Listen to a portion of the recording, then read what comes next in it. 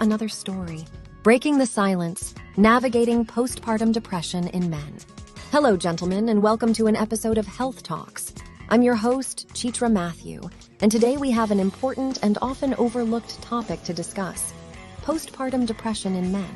First things first, postpartum depression is more common in women, but fellas, you're not off the hook. It's a thing for you too. Today we're talking about what to watch out for, especially if you're feeling down or different after becoming a dad. All right, let's get real about the signs. A major depressive episode can kick in within the first 4 weeks after delivery. Feeling sad, losing interest in stuff you usually enjoy, changes in weight, trouble sleeping, and things that can affect your everyday life. The fatigue, the guilt, the trouble concentrating, and much more. We know it's not always easy to talk about feelings, but we're keeping it straightforward. What are the signs and symptoms of postpartum depression in men?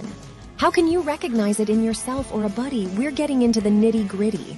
We've got some stories from regular folks who've been through post-baby blues. They're sharing their experiences with feeling down, losing interest, and everything else that comes with it. You might hear something that sounds familiar.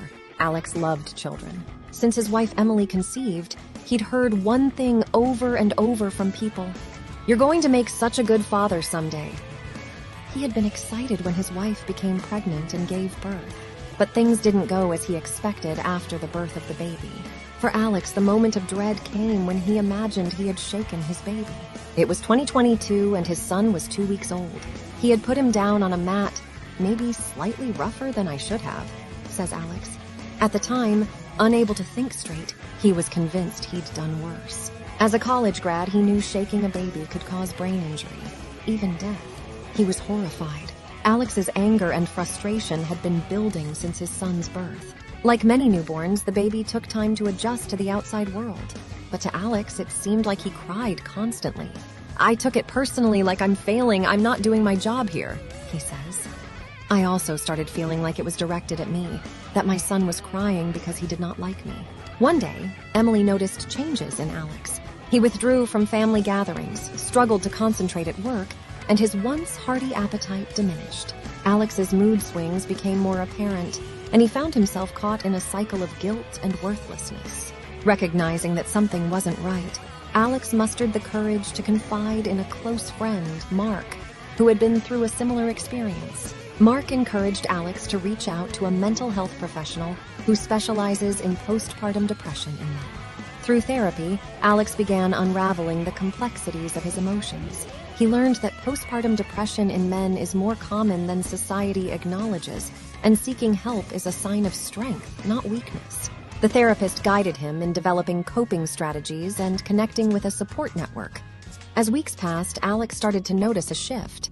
With the support of Emily, Mark, and his therapist, he began incorporating self-care into his routine. Slowly, the fog lifted and he rediscovered moments of joy, whether it was sharing a laugh with Emily or enjoying a quiet evening with his family.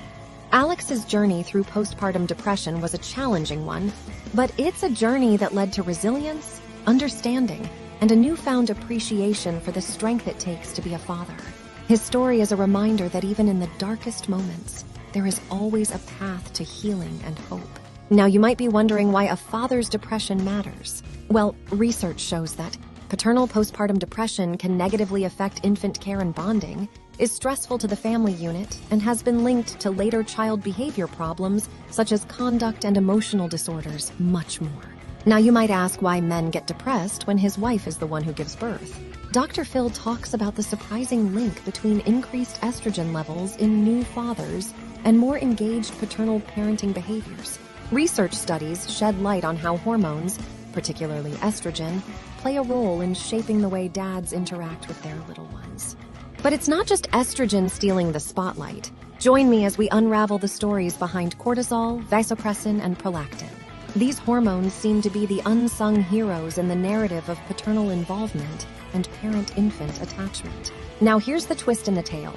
While these hormones are boosting paternal bonding, they might also be playing a part in the postpartum blues for some fathers. Many studies have shown that low testosterone and decreased levels of estrogen, prolactin, vasopressin, and cortisol might be linked to symptoms of postpartum depression in men. And there you have it, folks. Postpartum depression in men might be a bit of a mystery in the research world, but when it comes to solutions, we're all in this together.